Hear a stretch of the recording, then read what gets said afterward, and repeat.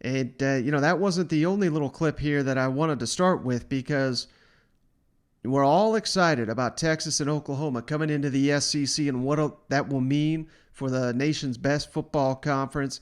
And we're all hoping and praying that, they'll fix the scheduling issue. That's the main issue right now, I think, with SEC football. Just the fact that some of these Eastern and Western teams rarely see each other.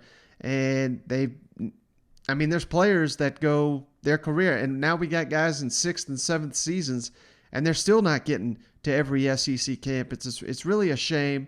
And the great news is Greg Sankey, the most powerful man not only in the SEC, but hell, probably all of college sports at this moment, he wants to see this change.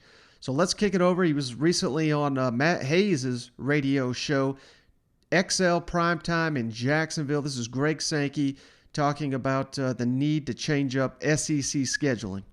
Do you see a 9 or 10 game league schedule in the future?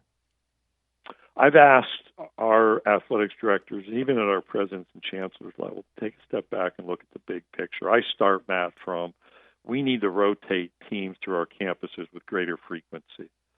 The once in 12 year at games, right, for crossover opponents. Man, when I talk about compelling content within 16 teams, compelling competition, volleyball, basketball, football, baseball, the more we can move our teams through our campuses, both traveling to and receiving those visiting teams, that's the focus. Is that a specific set of games right now? No, we're going to look at the alternatives, and we're engaged actively in that work right now. But the challenge has been let's look at like the big picture and figure out how to meet that objective. All right, so I'd love to have Matt on at some point to discuss this, but I think he's currently banned from coming on the show.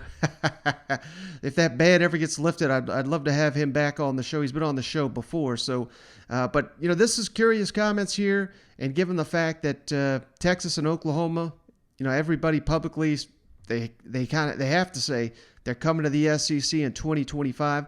The fact that the commissioner of the league is out here already addressing scheduling with the addition of those two programs. You think they'd be discussing scheduling 4 or 5 years out? I don't think so.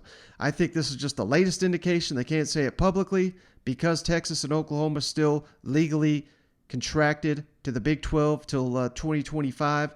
They can't say anything different because they'll be breaking the contract. So while Texas and Oklahoma fight to secure their way out of that thing, it's good to know that the SEC's already anticipating their addition here, whenever that is, and they're looking to fix what I still believe is the biggest issue with the SEC, and that's the scheduling. So it's great to see that the nation's best conference is just going to get better, and we already knew that with Texas and Oklahoma, but now we have a very good indication that the league is going to take steps to improve it now that it's a 16-team super conference.